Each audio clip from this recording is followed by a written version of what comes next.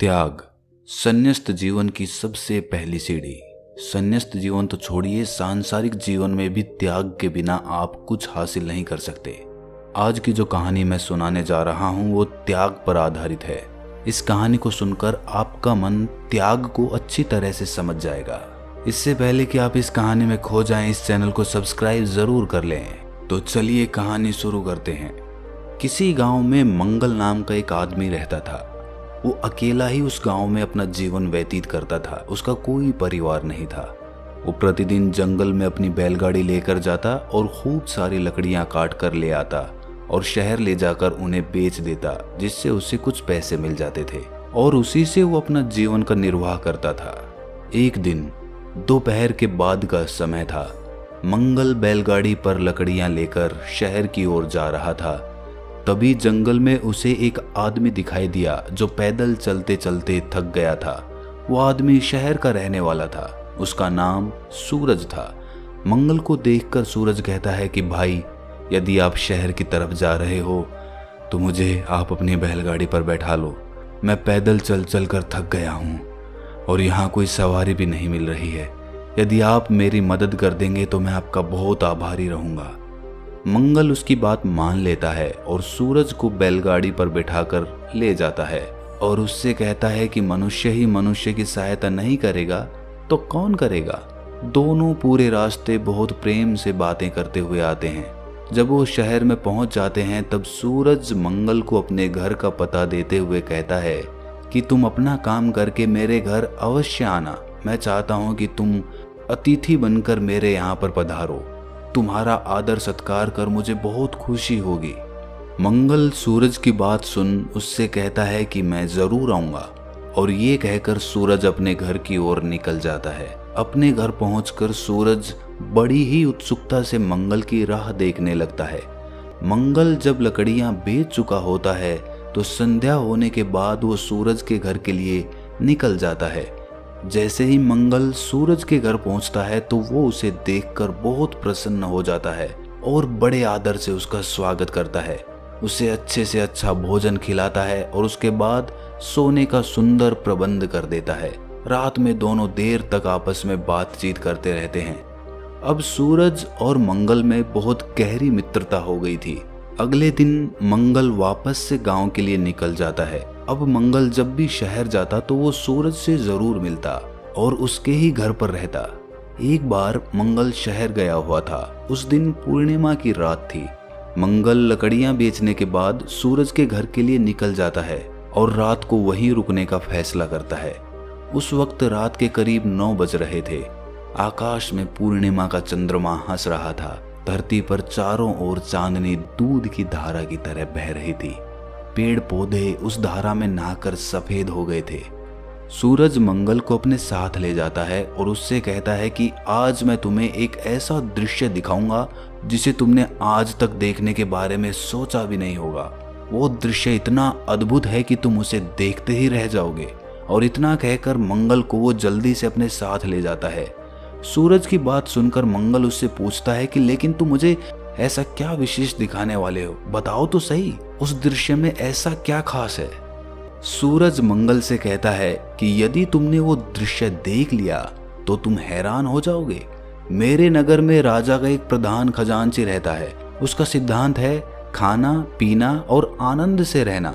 उसका कहना है कि एक दिन तो मनुष्य को सब कुछ छोड़कर जाना ही पड़ता है, अतः संग्रह करने से कोई लाभ नहीं है। मनुष्य को अपने जीवन में ही अपनी उपार्जित वस्तुओं का उपभोग कर लेना चाहिए।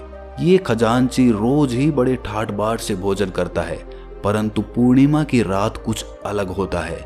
उस रात वो कुछ इस तरह भोजन करता है कि वो दृश्य देखने योग्य बन जाता है।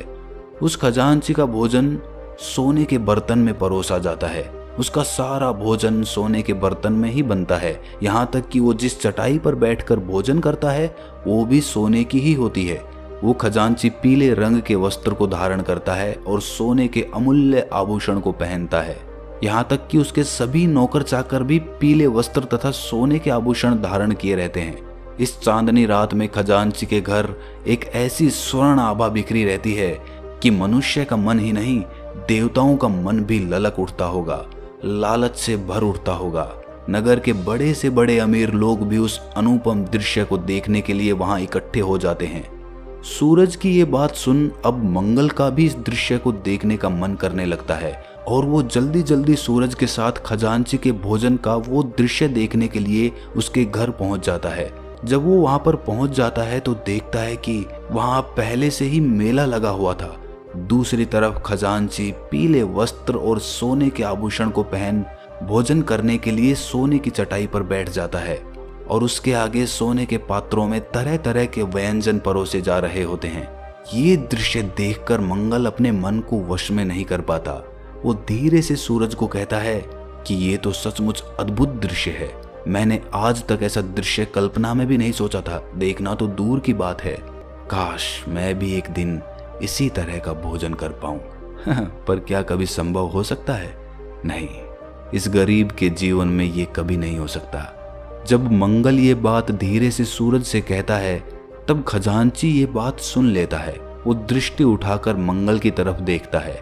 उसे मंगल के मुख पर कुछ अनूठापन सा दिखाई पड़ा। उसे लगा कि इस मनुष्य के शरीर के भीतर कोई चमत्कार है। कुछ समय बाद जब खजांची भोजन कर लेता है तब वो मंगल को अपने पास बुलाता है और उसकी ओर ध्यान से देखकर मंगल से कहता है कि मैं जानता हूं कि तुम मेरी तरह ही पूर्णिमा की रात का भोजन करना चाहते हो।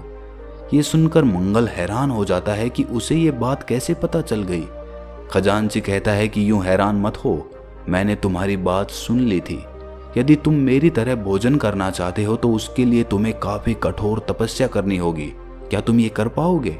ये सुनकर मंगल कुछ देर सोच में पड़ जाता है और तब कहता है कि श्रीमान, यदि एक दिन मुझे आपके समान भोजन करने का अवसर मिले तो मैं तब क्या पहाड़ भी उठाने के लिए तैयार हूँ। ये सुनकर खजांची थोड़ा सोचते हुए कहता है कि नहीं, तुम्हें पर्वत नहीं उठाना पड़ेगा, तुम्हें 3 वर्षों तक खेतों में काम करना होगा। ये सुनकर मंगल कहता है कि श्रीमान, मैं अपनी इच्छा की पूर्ति के लिए आपके खेतों में काम करने के लिए तैयार हूँ, पर 3 वर्षों के बाद मुझे आपके समान भोजन करने का अवसर प्राप्त होगा ना? मंगल की बात सुनकर वो खजांची दृढ़तापूर्वक उससे कहता है कि अवश्य प्राप्त होगा। अब मंगल ने लकड़ियां काटने का काम छोड़कर खजांची के खेतों में काम करना शुरू कर दिया था। अब वो दिन रात उसी के खेतों में काम करता, पसीने बहाता और वहीं पर रात में बाकी मजदूरों के साथ भोजन करके सो जाता था। मंगल हर एक मजदूर से बहुत प्रेम करता था। जब वो बीमार होते तो उनकी सेवा भी करता।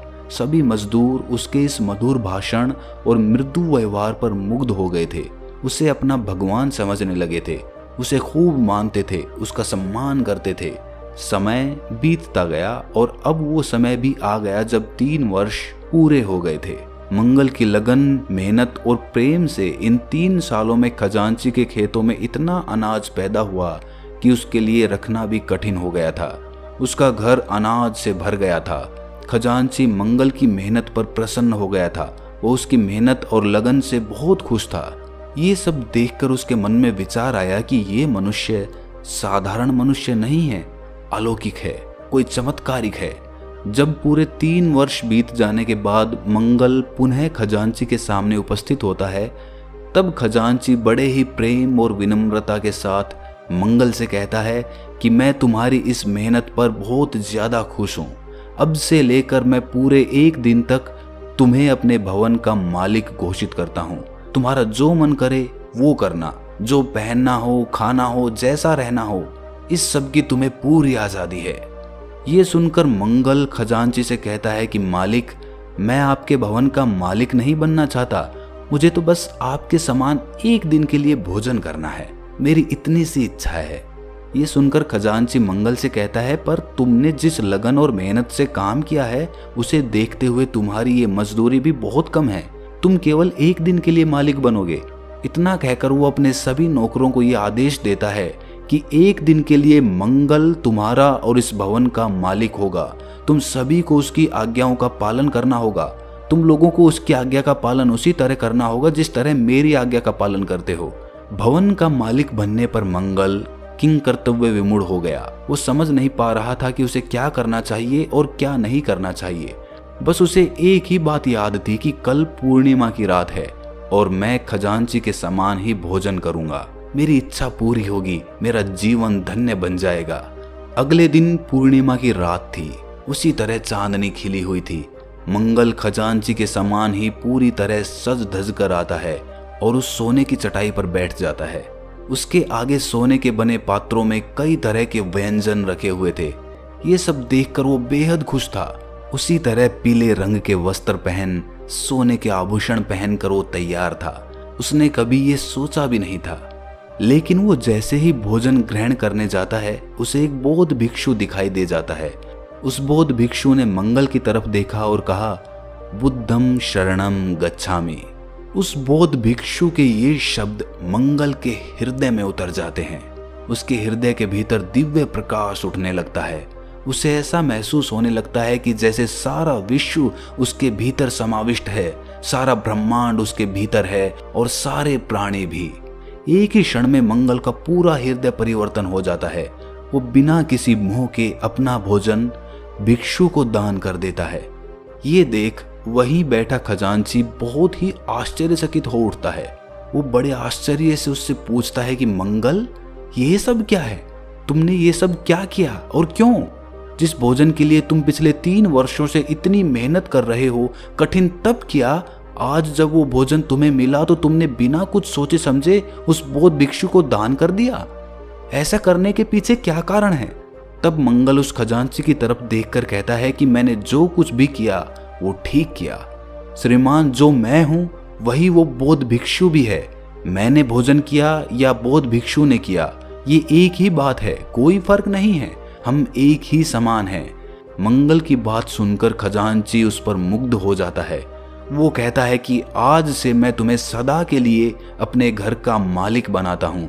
परंतु मंगल ने ये मालिकाना भी उस बौद्ध भिक्षु को दान में दे दिया। जब कुछ दिनों बाद मंगल के इस दान की खबर राजा तक पहुंची, तब वो भी मंगल के त्याग और सुंदर वचनों से प्रसन्न होकर उसे अपना पूरा राज्य देने की घोषणा करता है। लेकिन मंगल ने वो भी ना रखकर वो भी उस बौद्ध भिक्षु को दान में दे दिया। ये सब देखकर वो बौद्ध भिक्षु कहता है कि इस मनुष्य की मेहनत और लगन पर प्रसन्न होकर महात्मा बुद्ध ने इसे अपने शरण में ले लिया है। और जो प्राणी भगवान बुद्ध की शरण में जाता है, उसे ब्रह्मांड का राज्य भी तुच्छ लगने लगता है। उसके लिए ये सब कुछ नहीं होता और ना ही उसका इन सब से कोई मोह होता। मंगल के त्याग का प्रभाव खजांची और राजा के मन पर भी प्रभाव छोड़ता है और तब वो दोनों भी सब कुछ त्याग देने का मन बनाते हैं और अपना सब कुछ छोड़कर बौद्ध भिक्षु बन जाते हैं। ये कहानी सुनकर आपके मन में जरूर ये सवाल उठा होगा कि अगर हम सब कुछ त्याग देते हैं, यानी कि उस राजा ने अगर सब कुछ त्याग दिया, तो राजपाट कौन चलाएगा? सृष्टि की व्यवस्था कैसे बनी रहेगी? जी हाँ दोस्तों, ये सवाल तार्किक है और इसका जवाब जानना भी बहुत जरूरी है। परमात्मा की प्राप्ति के लिए त्याग बहुत जरूरी होता है, लेकिन हम जिस त्याग को जानते हैं वो त्याग कोई और ही त्याग होता है। हम अपने जीवन का निर्वाह करते हुए, अपनी जिम्मेदारियों का निर्वाह करते हुए, सारी मोह माया के बीच रहते हुए भी उस मोह माया से अलग रह सकते हैं। मतलब हमारा उस मोह माया से मोह नहीं होना चाहिए। हम जो भी करें, पैसा कमाएं, प्रेम करें अपने बच्चों से, अपने परिवार से, अच्छा घर बनाएं, अच्छी गाड़ी लें, लेकिन ये भी जान लेना जरूरी है कि दुनिया में सब कुछ नश्वर है। मतलब कभी ना कभी सब कुछ खत्म हो जाएगा। और जब आप पूरी तरह से किसी चीज के मोह में पड़ जाते हैं तो आप त्याग नहीं कर पाते। त्याग किसी चीज को छोड़कर दूर चले जाना नहीं है, बल्कि उसी चीज के साथ रहकर ये समझना कि वो नश्वर है। यही त्याग है और यही त्याग का मतलब है। अगर ये कहानी आपको पसंद आई तो इस चैनल को सब्सक्राइब जरूर कर लें। तो मिलते हैं अगली कहानी में, तब तक के लिए अपना ख्याल रखें।